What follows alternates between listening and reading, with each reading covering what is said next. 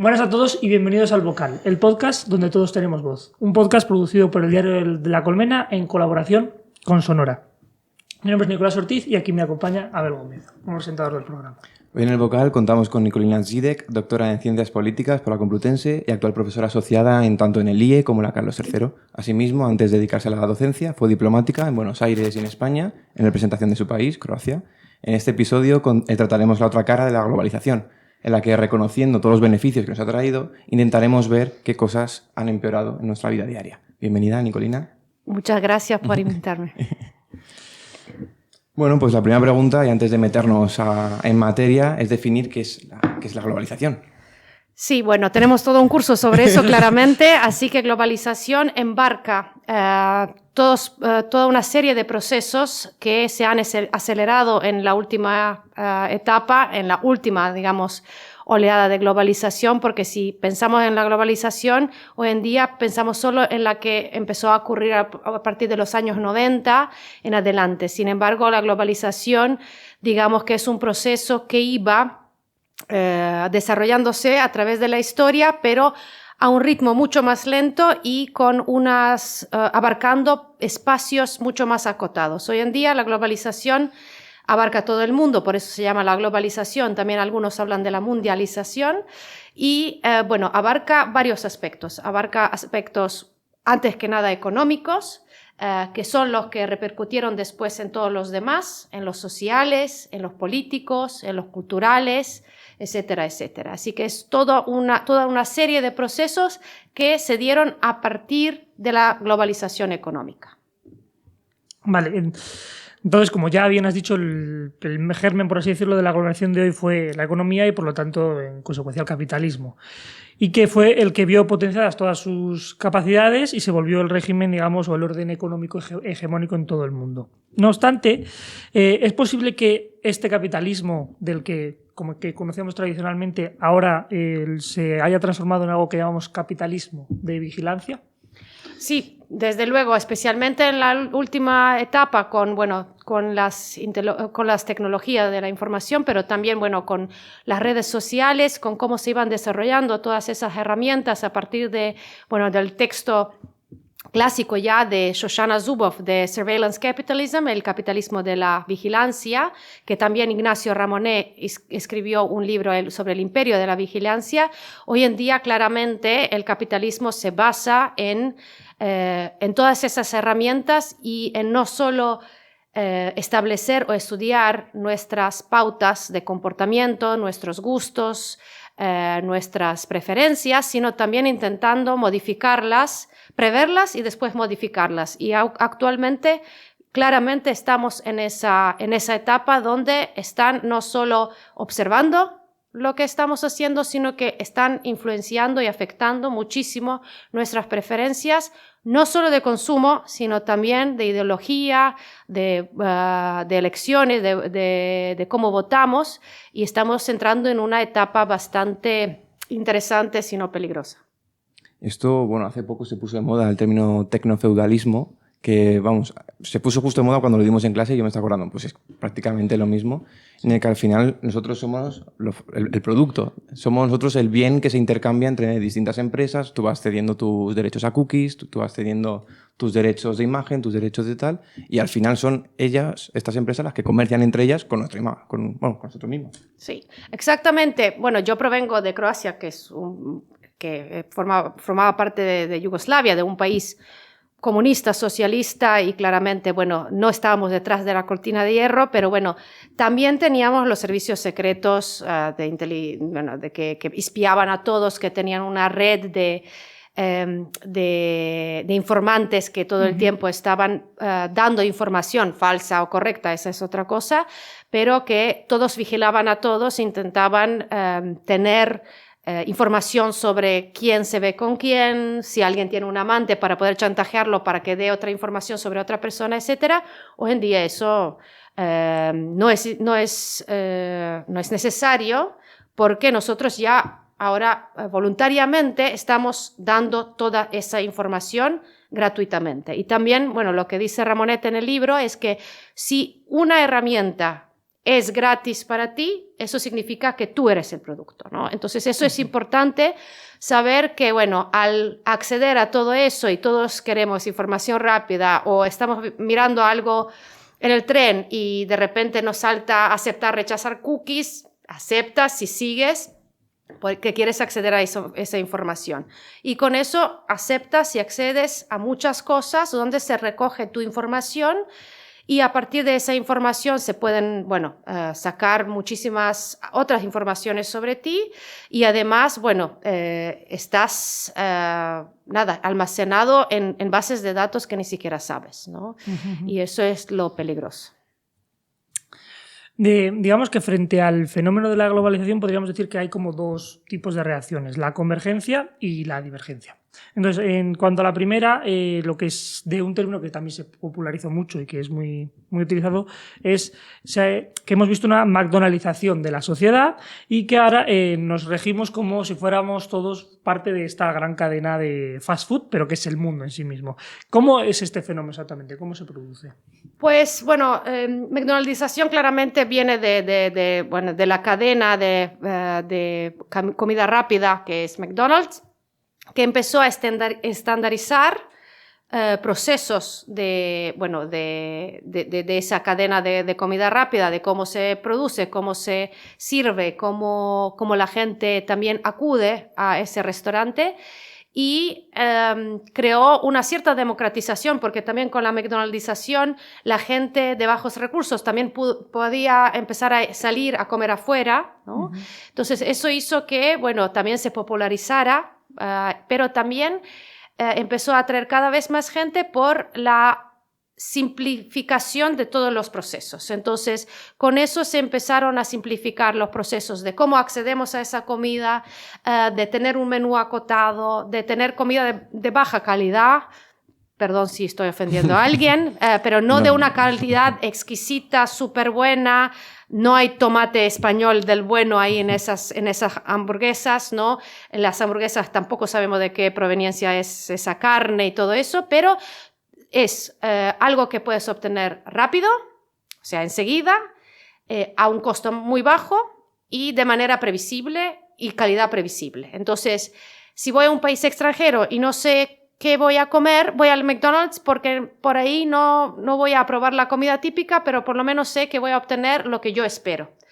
Y entonces se ha creado una estandarización de todos esos procesos que se expandió a otras cadenas de comida rápida, pero después a muchas más cosas, no solo a la industria de la comida, sino que también a todo el resto de las industrias de la economía y también después a la vida, ¿no? A todos los aspectos de la vida, que todos esperamos cierto tipo de ropa que no es de una calidad súper buena, pero tampoco es mala y que todos podemos, no sé, seguir las últimas modas sin tener demasiado coste, ¿no? También, bueno, un upgrade de todo eso, una actualización es la amazonización, ¿no? Que también con Amazon hoy en día nosotros también haciendo la vista gorda de cómo funciona Amazon, desde nuestra cama a las 2 de la mañana podemos pedir un producto y ya a las 8 de la mañana está en nuestra casa. Y por tan solo 5 euros adicionales de Amazon Prime, ¿no? O Premium, que encima obtienes Amazon Prime, que puedes mirar películas y además el envío te sale gratis. De eso se trata. Que todos esperan el mismo modelo que cumple con las expectativas, que no son altas, pero cumple con ellas, ¿no? Y ahí caímos en una trampa de todos esperar que obtengamos todo en 5 minutos sin mirar el verdadero coste, porque está el lado B de todo eso, que la comida, la calidad de la comida de McDonald's no es de la mejor, la gente que trabaja en McDonald's es explotada, trabaja horas extra o trabaja por un sueldo muy bajo. De hecho, en las cadenas de comida rápida generalmente trabaja gente joven, con lo cual son trabajos precarizados. Sí. Y aparte esa gente generalmente, y eso son cosas que, por ejemplo, yo aprendí del EFAT, que es el Sindicato Europeo de la Industria de Turismo y Comida y Agricultura también, que son los que menos entran en uniones, sí, sindicatos. Menos se sindicalizan precisamente porque hay un cambio de trabajadores todo el tiempo, entonces por eso sus condiciones de trabajo no mejoran nunca. Sí, y también el estigma de pertenecer a sindicatos, que también te repercuta a nivel laboral el decir, bueno, este pertenece a un sindicato, no es lo quiero. empleable. Claro, no lo quiero. Y teniendo en cuenta que es un trabajo que puede hacer todo el mundo, porque trabajar en el McDonald's no es una cosa que digamos... Sí, bueno, pero que abren ofertas y tienen a 100 candidatos. Claro, pues te digo que entonces el que está asociado al sindicato, pues no le contrato y contrato a uno que porque no es reemplazable, pero una de las grandes trampas de la globalización es que casi todos somos reemplazables hoy en día, excepto de las élites del 1%. Sí. Y eso también es una cosa que trajo la globalización, el lado B. Que no solo gente de trabajo manual, digamos, o de la mano de obra barata, sino que también la gente, los profesionales hoy en día, todos podemos ser reemplazados por alguien de otra parte del mundo o alguien que se mueve, un expat que venga, que tenga más currículum o más experiencia, o depende también de trabajo remoto, también alguna gente que son profesionales en otra parte del mundo que trabajan por un sueldo más bajo, también te pueden reemplazar y todo eso lleva a una creciente angustia, xenofobia, miedo al inmigrante, etcétera, etcétera. Sí, bueno, y hablando justo de este tema, lo contrario a la convergencia es la divergencia. Entonces, una de las consecuencias de esta globalización es que ha habido una mezcla de culturas, de etnias, de razas, por ejemplo, aquí en España, pensando en este ejemplo. Entonces, aquí nos aparecen estas tesis de que hay choques de culturas, que las culturas no son compatibles entre ellas, que pueden haber diferentes vertientes e incluso hemos hablado, por ejemplo, en clase, de un racismo cultural. O sea, no tanto a la raza, sino a la cultura de donde provenga esa persona. Entonces, ¿cuáles son estos conceptos? Ahora justo los estabas ahí introduciendo un poquito. ¿Y cómo se desarrollan en una sociedad?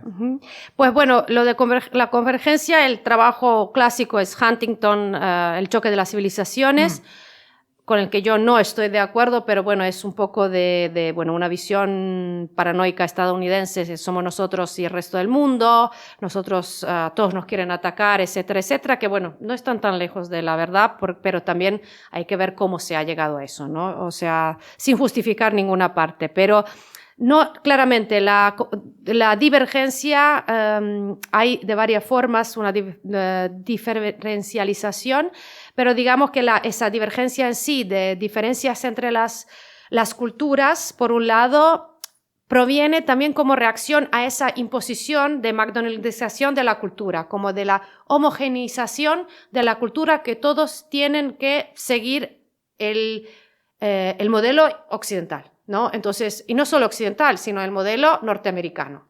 Entonces, por eso, por un cierto tiempo, eso estaba muy de moda, seguir todos, como lo que hablamos, los boy bands, que de repente los hay en Corea y no sé qué, que bueno, era interesante intentar imitar esos modelos, intentar ser como no sé qué, pero por otro lado, también hubo reacción, porque al querer imponer todos esos valores que no son naturales a ciertas partes del mundo, y en ese sentido me estoy refiriendo a expandir la democracia sin tomar en cuenta que es un proceso de transición democrática que dura mucho, querer imponer ciertos valores que no son inherentes a esa sociedad, etc. Eso llevó a la reacción de no querer aceptarlo, y por ahí podemos hablar de choque cultural o choque entre las civilizaciones. Pero si estamos hablando del racismo, claramente existe esa diferencia de sí, queremos todos ser la villa global, ¿no? Pero bajo nuestras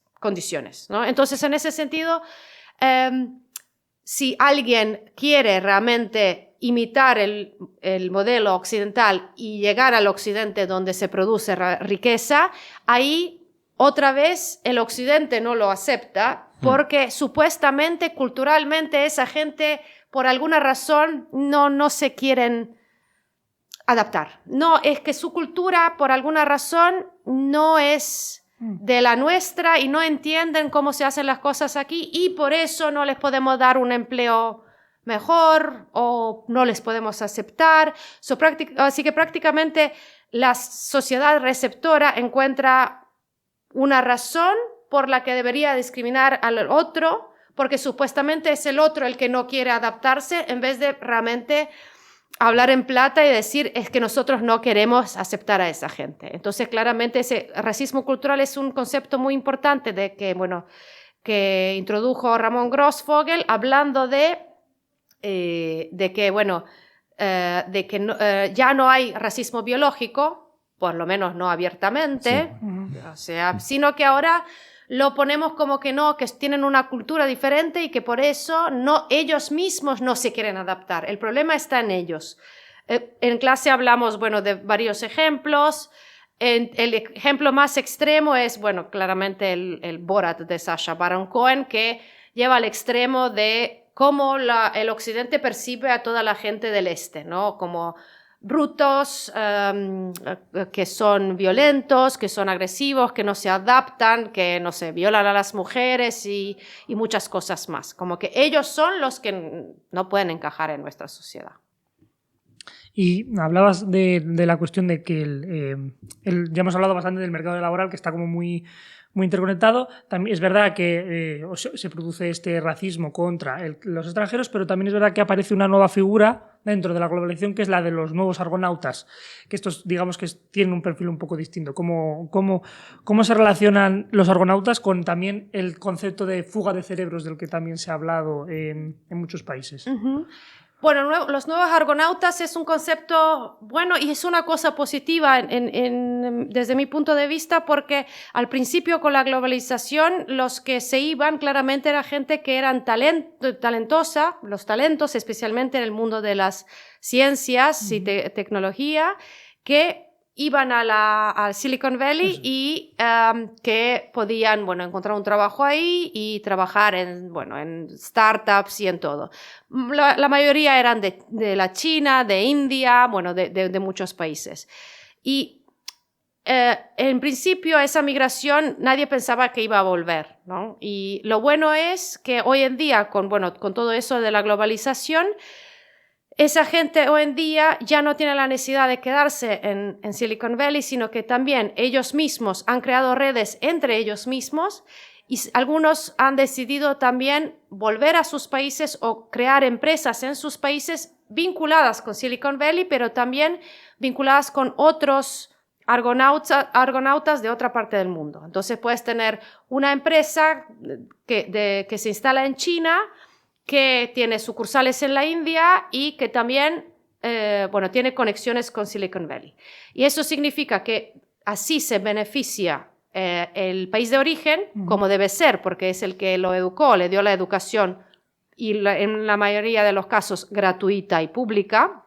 Entonces, con eso devuelven prácticamente el talento y también lo que es importante, que ellos tienen una ventaja porque conocen la cultura en el sentido de la cultura misma, pero también la cultura empresarial en ese país, entonces es mucho más fácil establecer empresas.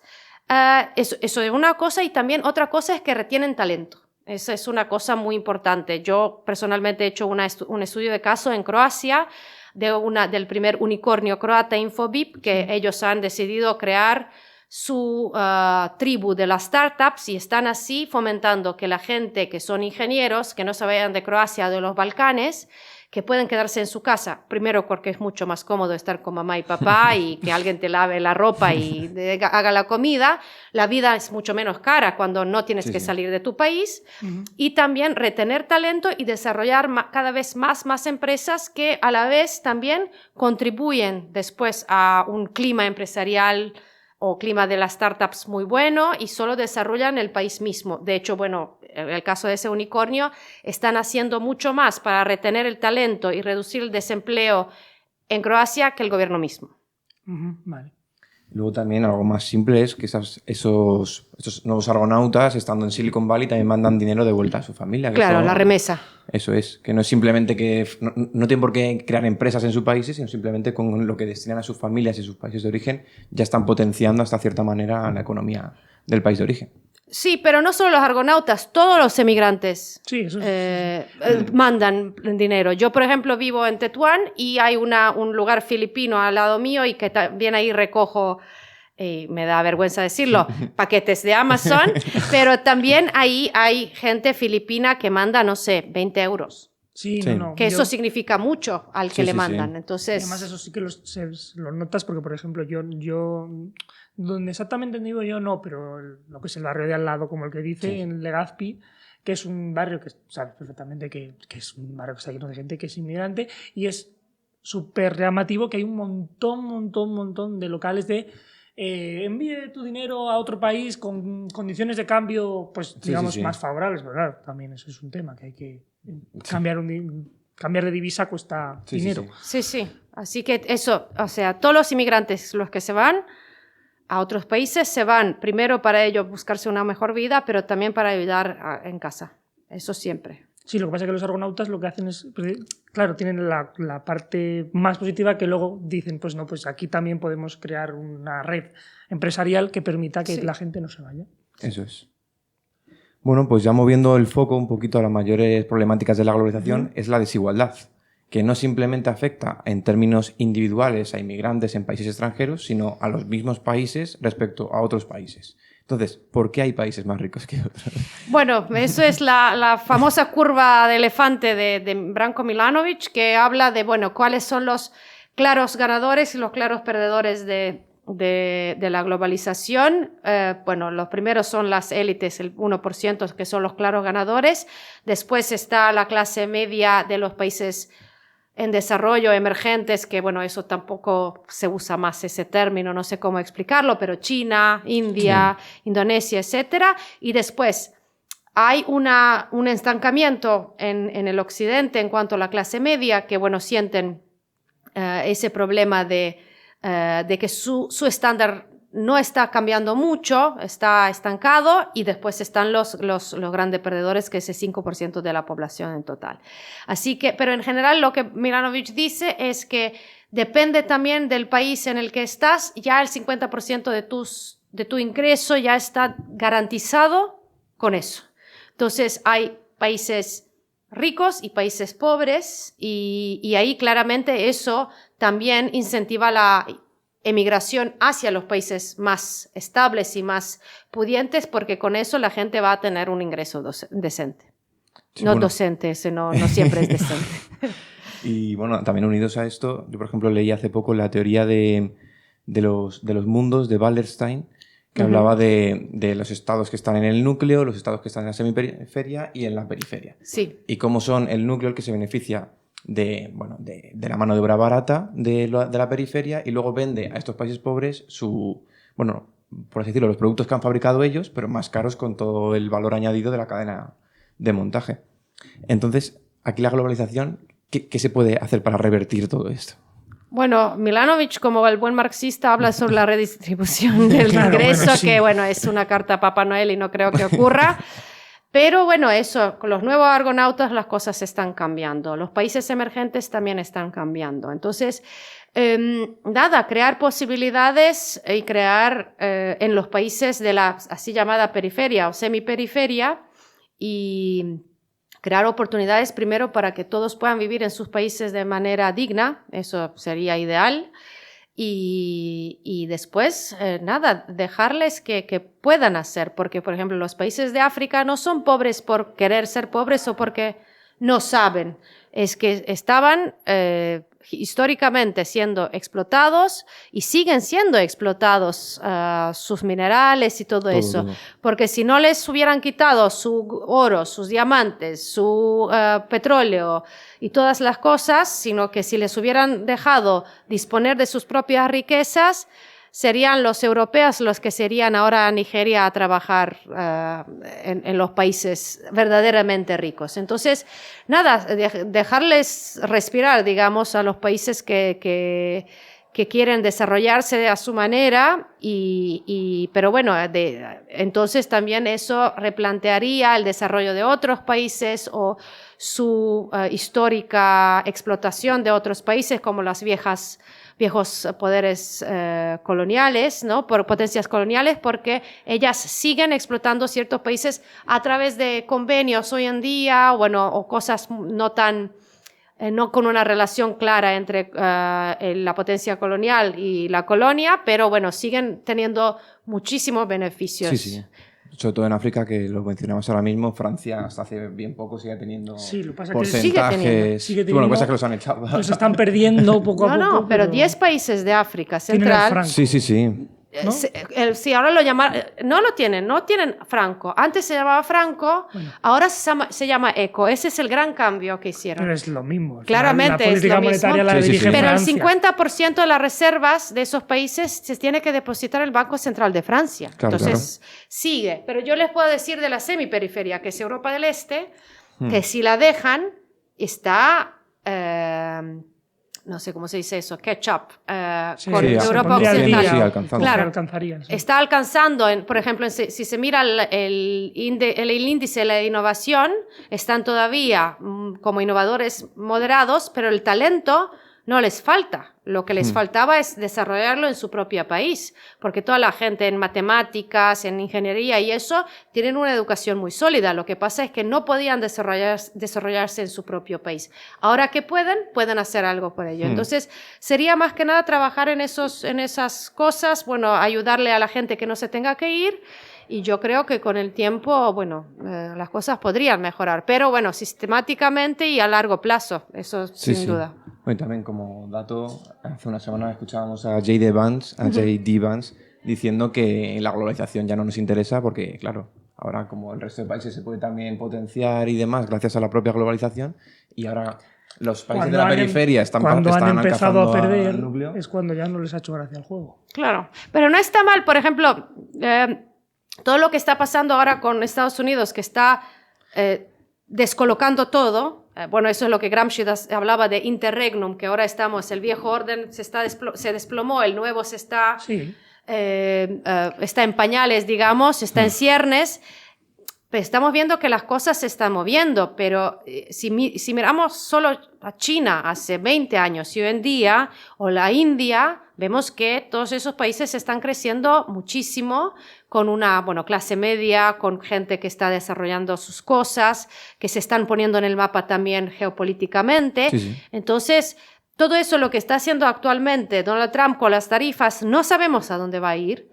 Pero él pateó el tablero, pero vamos a ver cómo el tablero se va a reorganizar y es muy interesante verlo porque eso también puede ser una oportunidad para los países que estaban tradicionalmente vinculados o controlados por algunas potencias. Entonces, también eso puede ser una oportunidad para algunos países.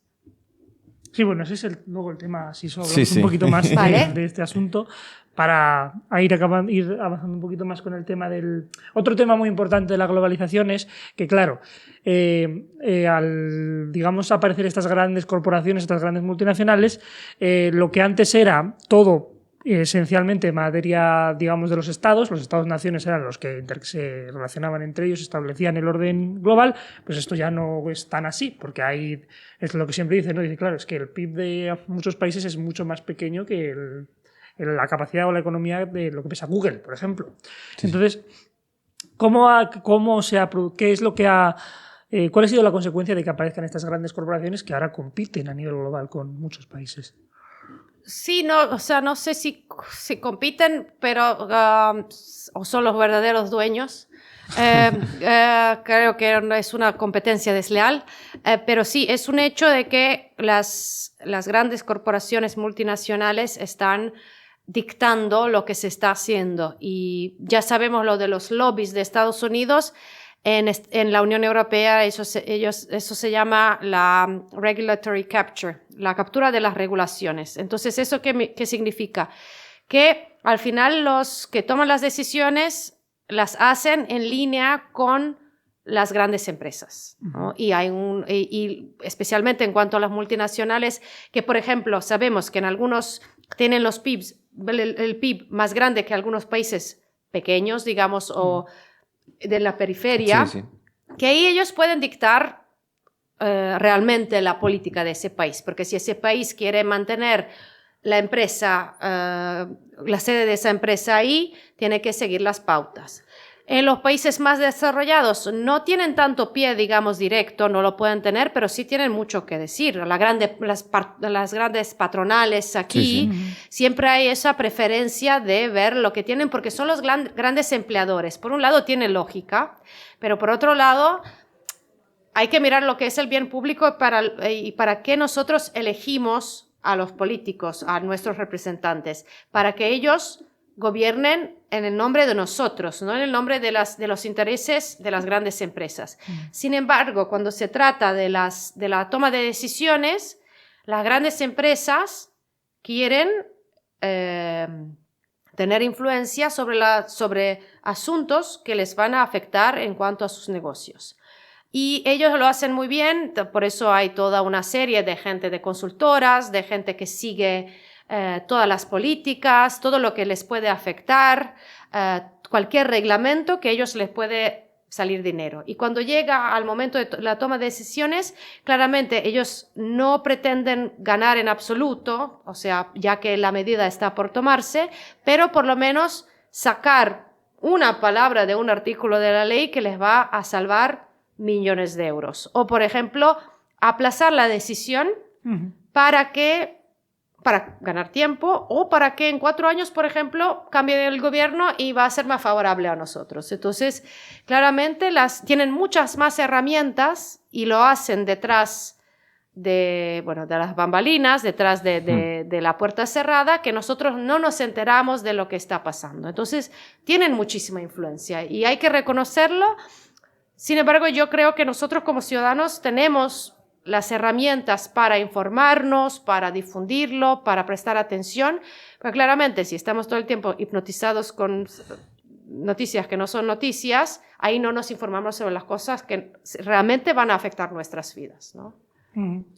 Y esto, bueno, genera lo has hablado un poquito, estos fallos del Estado por ejemplo, si están más interesados en favorecer a una empresa que favorecer al pueblo, al final el pueblo, ese ciudadano que le ha votado, dice, pues yo no estoy de acuerdo contigo, y al final en este caldo cultivo es donde se generan los populismos. Es decir, yo sí que voy a salvarte, yo no soy de esa casta que se preocupa de las grandes corporaciones, sino que yo me preocupo por ti. Entonces, ¿hasta qué punto es la economía o hasta qué punto son los valores, la cultura, lo que generan estos cambios? Sí, bueno, es un combo feliz, digamos. Antes que nada es la economía, porque como dijimos, todos somos reemplazables hoy en día. Entonces, solo el 1% de las personas no se tiene que preocupar por su existencia. Todo el resto, nuestro estándar de vida ya no está garantizado. Nuestro trabajo ya no está garantizado. No podemos contar con tener un puesto de trabajo y con no perderlo en 1 año, en 2 años, no poder pagarle el alquiler o, por ejemplo, con las élites que se están moviendo y están comprando inmuebles en todas partes del mundo, nosotros ya no podemos sostenernos o vivir en cierto barrio, nos desplazamos, no sabemos qué futuro van a tener nuestros hijos, los trabajadores de la clase obrera, digamos, no pueden...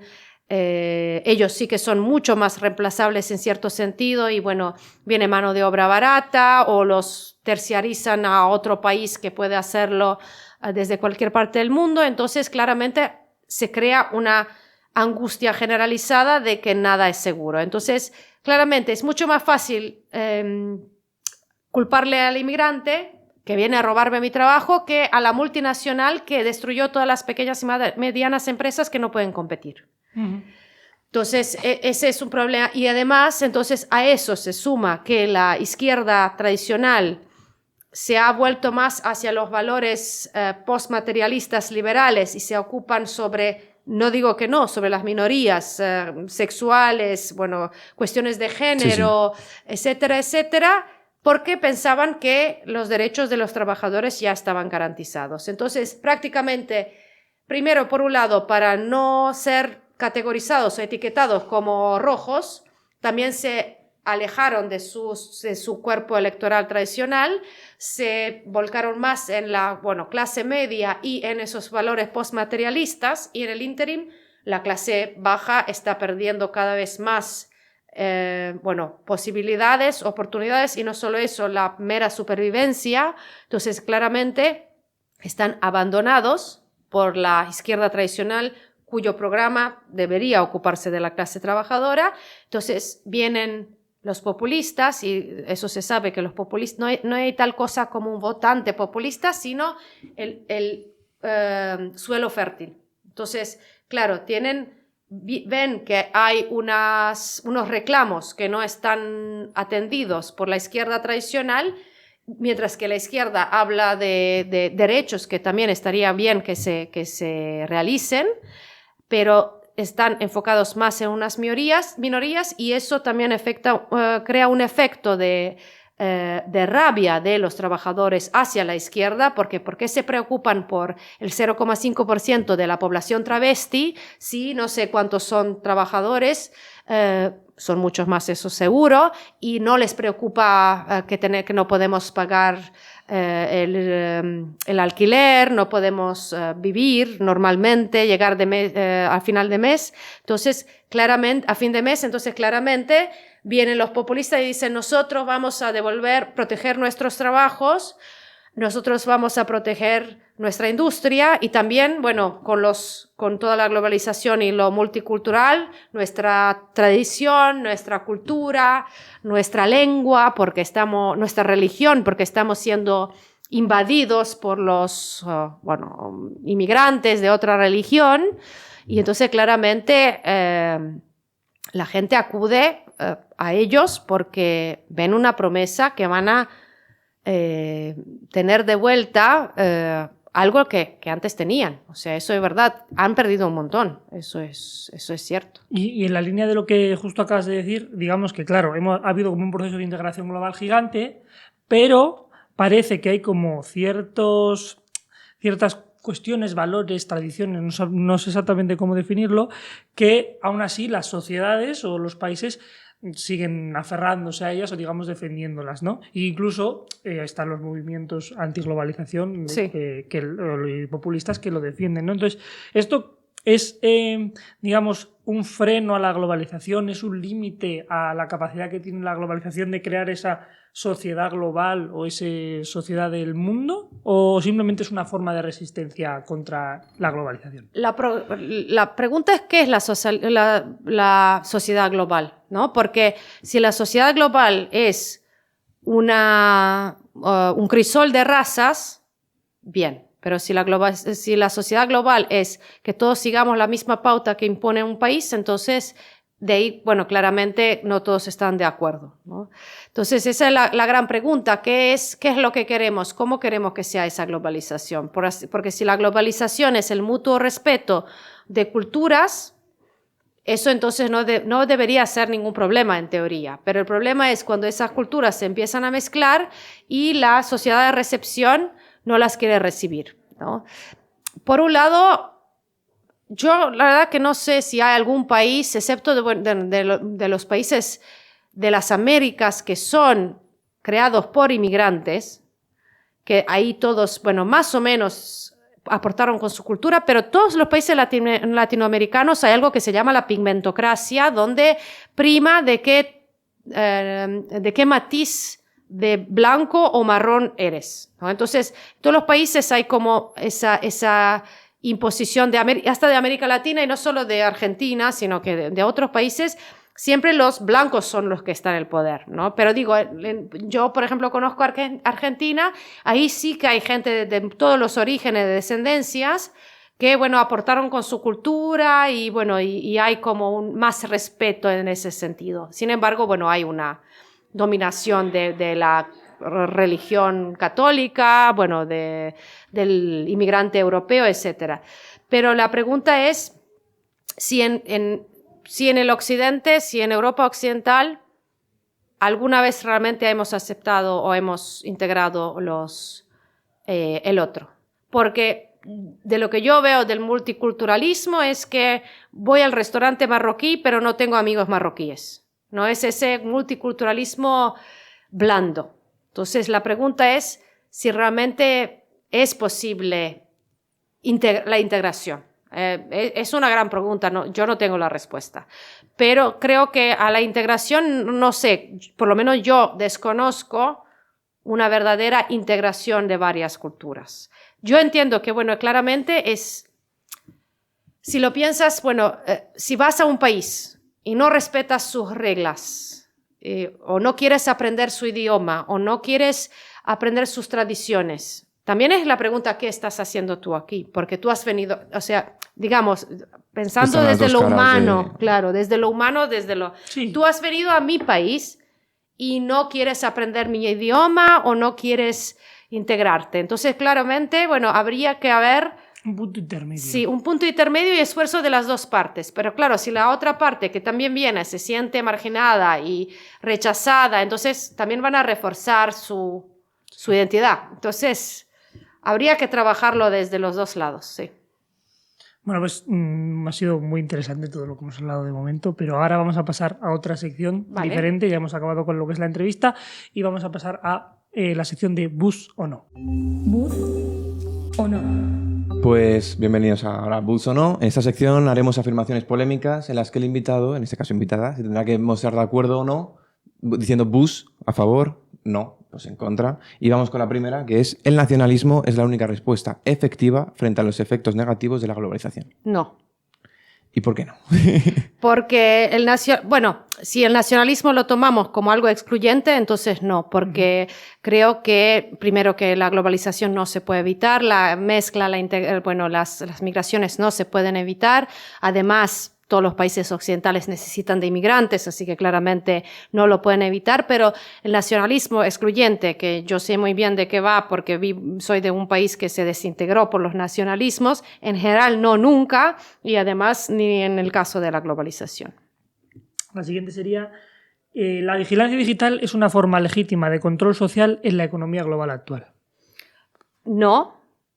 O sea, es una realidad, pero no es legítima. Esa es mi opinión y, bueno, hay que concientizarla. Vale. Y siguiendo con este tema, la gobernanza global carece de legitimidad democrática. Yo creo que no hay gobernanza global y ese es el problema y no es cuestión de legitimidad democrática, sino que, bueno, las grandes potencias mundiales más las multinacionales no están a favor de la gobernanza global. La exportación de los valores occidentales a través de la globalización cultural es una forma de imperialismo. Sí, punto. Y las naciones siguen siendo los únicos actores relevantes. No, y nunca lo fueron, pero más que nada ahora, bueno, naciones, si pensamos estados, nación, Sí.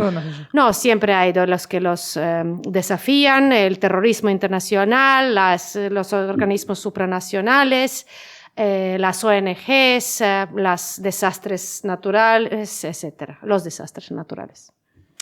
La participación ciudadana en la gobernanza global es simbólica. Los ciudadanos siguen sin poder influir en las decisiones transnacionales más importantes. Eso está claro que bueno, hay que trabajar más en la participación ciudadana, ya a nivel nacional y mucho más a nivel global.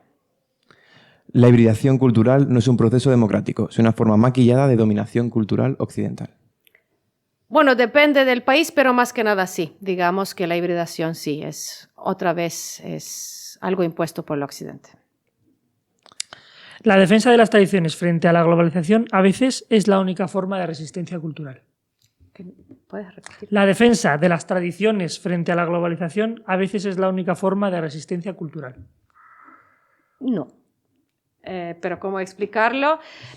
No sé por qué, bueno, la defensa de las tradiciones, no está mal preservar las tradiciones, pero defenderlas, si ya tienes que defenderlas, te sientes que estás en peligro y creo que no hay que pensarse en peligro en ese sentido. Y la hibridación cultural se produce asimétricamente, puesto que no todos los elementos culturales se mezclan en igualdad. Eso sí, claramente. Que tal vez, con el tiempo se van a producir otras dinámicas, pero por ahora sigue siendo asimétrico y a favor del occidente. Y bueno, nos hemos quedado sin afirmaciones, así que vamos con la... Lo único que seguía diciendo que sí, no pude. Y bueno, la pregunta, digamos que es obligatoria, un poco para cerrar el podcast de hoy, que es que ya hemos hablado un poquito antes sobre el tema de los Estados Unidos. Entonces, claro, la pregunta sería, después de, si digamos que fue Estados Unidos quien hegemónicamente diseñó este modelo de globalización, o este mundo globalizado en el que vivimos, ahora son ellos también los que, o parece, que están intentando dinamitarlo o destruirlo. Entonces, dada la política de Trump desde que ha llegado a la Casa Blanca y esta nueva, este plan un poco kamikaze de aranceles que está llevando a cabo, ¿qué implicaciones va a tener esto en la globalización que conocemos hoy en día? ¿O Pues, crees que van a tener? Pues no sabemos, pero va a ser interesante observarlo. Va a ser interesante observarlo primero. ¿A dónde van a llevar el mundo esas tarifas? ¿Cuál va a ser la consecuencia? A mí una cosa que, bueno, por lo menos en la primera administración de Donald Trump, como soy una persona que vivió una guerra de joven, para mí el hecho de que una cosa positiva de Donald Trump es que él no quería entrar en guerras. A mí me parecía fantástico eso, ¿no? Guerras militares, Bueno, ¿no? y siempre se ha enorgullecido de haber terminado todas las guerras, de no haber participado en ninguna, ni nada. Eso yo siempre diré que tiene trampa, pero bueno. Trampa de Trump. No es el momento de... No, pero digo, Pero a mí eso sí. él no llevó a Estados Unidos a ninguna nueva guerra, para empezar, ¿no? Eso es cierto. Eso es desde luego. Entonces, bueno, para mí, bueno, eso de preservar la vida, todos tenemos nuestras razones por las que tenemos ciertas ideas. Yo, desde luego, toda mi vida y de toda la gente de mi país y de otros países del alrededor fueron marcadas por eso. Yo creo que la vida es, bueno, lo que siempre tiene que ser preservado. Así que, digamos, hablemos de cosas también que pueden ser positivas. No sé cuál es la idea de Donald Trump de ahora, de la nueva administración, en cuanto a eso, porque primero que para mí, creo que está abriendo demasiado frentes a la vez y no sé a dónde eso va a llevar a Estados Unidos en general. No sé cuál es su postura hacia las intervenciones militares hoy en día, porque hablaba de intervenir en Groenlandia, entonces eso me parece como un cambio. Lo que está haciendo, negociando con Vladimir Putin, también me parece una cosa bastante discutible, para no decir otra cosa, especialmente tomando en cuenta, bueno, a Ucrania y el hecho de que Ucrania está puesta de lado en las negociaciones sobre su propio territorio y sobre su propia gente. Entonces, Estados Unidos está disparándose a sí mismo en el pie, siendo la anterior superpotencia. Está dinamitando todo y lo está haciendo desde dentro. O sea, eso es también interesante. Si alguien alguna vez quería derribar del pedestal a Estados Unidos, desde afuera era imposible, pero desde dentro parece que Donald Trump no le importan esas cosas. Que digo, que no está mal a nivel mundial de los que no prevenimos de esa superpotencia, que esa superpotencia ahora está decayendo en cierto sentido, ¿no? Digo, a nivel de los que somos los pequeños países que dependemos de los intereses de los grandes. Pero no sé a dónde nos va a llevar todo esto. Si esto va a llevar a un caos total, o si esto va a llevar a que surja otra superpotencia, o va a llevar, o sea, idealmente, para que las cosas se recoloquen y para que la gente empiece a colaborar. Por ejemplo, yo creo que esto es una gran oportunidad para la Unión Europea, que ahora ya no se pueden fiar de Estados Unidos, ni militarmente, ni económicamente. Pues dense cuenta de una vez que dependen de sí mismos y que la Unión Europea debería también tomar las riendas. No en competir económicamente, sino que ser autosuficiente. Yo creo que eso es una gran oportunidad. Creo que cada país debe atinar o tener la ambición de ser autosuficiente y no depender de nadie. Entonces, en ese sentido puede ser una gran oportunidad. Pero realmente es interesante observar a dónde va Estados Unidos ahora con Donald Trump, que yo no sé si él tiene una visión clara. No estoy segura. No soy experta en Estados Unidos, pero digo, todo lo que está haciendo, no estoy segura de que realmente era el plan, un gran esquema que él ya tenía pensado desde antes. Bueno, pues con esto ya llegamos al final. Lo único, si quieres decir unas últimas palabras sobre lo que hemos estado hablando, o dirigidas a la audiencia o lo que sea. No, nada, gracias por la invitación. Bueno, espero no haber aburrido a nadie Y nada, cuando queráis repetimos. Pues muchas gracias a vosotros que nos estáis viendo y con esto despedimos el episodio de hoy. Muchas gracias y muchas gracias, profesor. Gracias.